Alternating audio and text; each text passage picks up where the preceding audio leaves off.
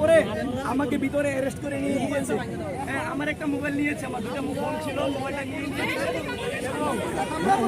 এবং আমি বলি আমাকে কোনোভাবে তারা ছাড়বে না, আমাকে বলছে আমি গাড়ি ভেঙেছি তাদের, আমাকে বলছে আমরা নাকি এটা করেছি। এবং তারা যখন বৃষ্টি শুরু হয়েছে, সবাই যখন একত্র চলে আসছে, তখন আমি কোনো রকম ওইখান থেকে বের হয়ে এসেছি।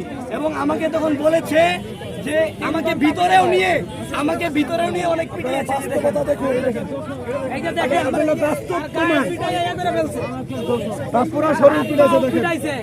এই পুলিশ আমাদের রক্তে করা ইন্টারিম আজকে আমাদের আহতদেরকে পিটায়, আমার আহত ভাইদেরকে আজকে আবার পিটায়। মানে আমাকে যখন পুলিশে অ্যারেস্ট করেছে, প্রথম আলোতে আপনি দেখেন, প্রথম আলোতে আমাকে কিভাবে নিয়ে গেছে টেনে, আমি অনেক কষ্ট করে ওইখান থেকে বের হয়েছি। এবং আমাকে এবং আমার সাথে আরেকজন ছিল, তাকে বলতেছে পুলিশ যে তুই তো গাঁজা খাস, আর একটা ছেলেকে বলতেছিল, মানে তাকে গাঁজা দিয়ে তাকে অ্যারেস্ট করাতে চাইছিল।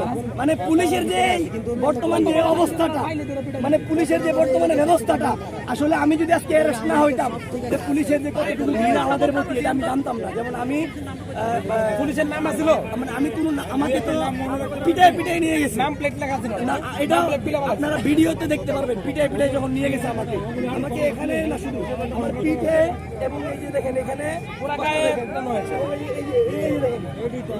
পাটা দেখেন আমার, এবং আমার পিঠেও, মানে আমি হাঁটবো যে এরকম কোনো কন্ডিশন আমার নাই। হ্যাঁ, আমাকে কিন্তু আটক করে রাখা হয়েছিল, আমি কোনো রকমে ওইখান থেকে বের হয়ে আসছি, কোনো রকমে।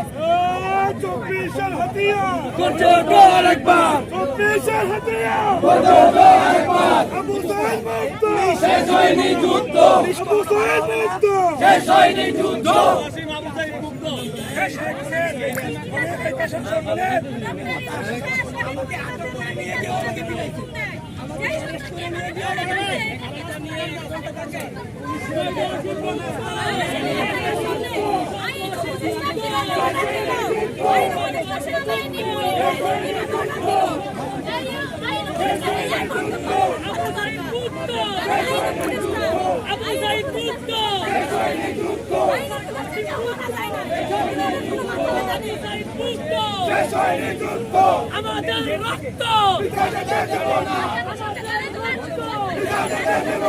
আমাদের রক্ত, আমাদের রক্ত, আবু